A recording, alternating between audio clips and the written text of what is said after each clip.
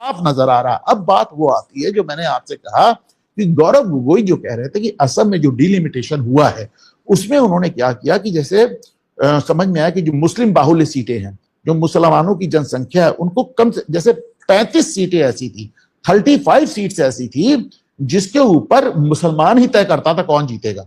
उनकी पॉपुलेशन हर जगह कहीं 35%, कहीं 40%, कहीं 50% ऐसे।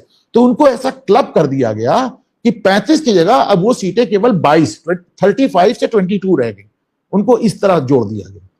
तो जाहिर सी बात है मुस्लिम वोट बैंक भी नाराज है, कांग्रेस भी नाराज है। यही काम भारत में भी हो नहीं जा रहा और बिल्कुल होना चाहिए।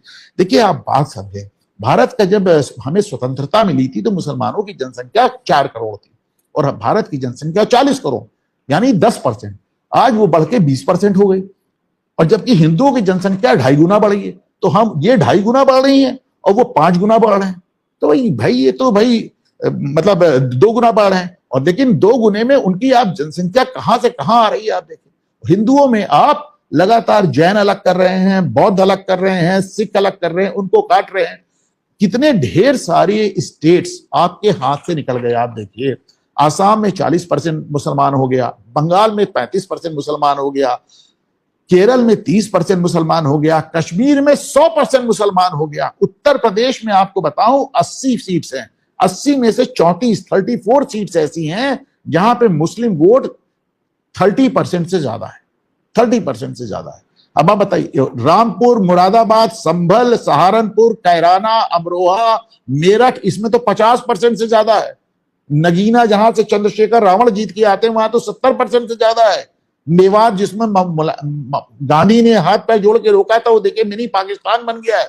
तो साहब इतने स्टेट्स आपके हाथ से निकल गए, इतने जिले आपके हाथ से निकल गए, इतनी सीटें आपके हाथ से निकल गई, इससे मुस्लिम बाहुल्य होती चली जा रही है।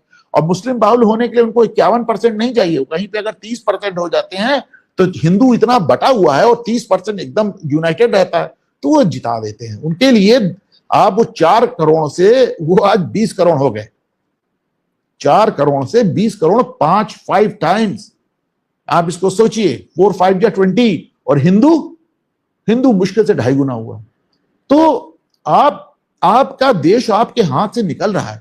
ऐसे में अगर ऐसा परिसीमन किया जाता है, मतलब पाकिस्तान मुसलमानों के लिए हो गया, बांग्लादेश मुसलमानों के लिए हो गया और अब हिंदुस्तान भी मुसलमानों के लिए हो गया, तो कैसे होगा ये। तो ऐसे में अगर असम में ऐसा परिसीमन हुआ है, ऐसा डिलिमिटेशन हुआ है कि मुसलमानों को उनकी सीटों में रिस्ट्रिक्ट कर दिया गया है और ज्यादा से ज्यादा सीटें ओपन कर दी गई, तो उसमें कोई बुराई नहीं है। और अगर ये परिसीमन, ये डिलिमिटेशन पूरे भारत में होगा तो उसमें भी कोई बुराई नहीं है।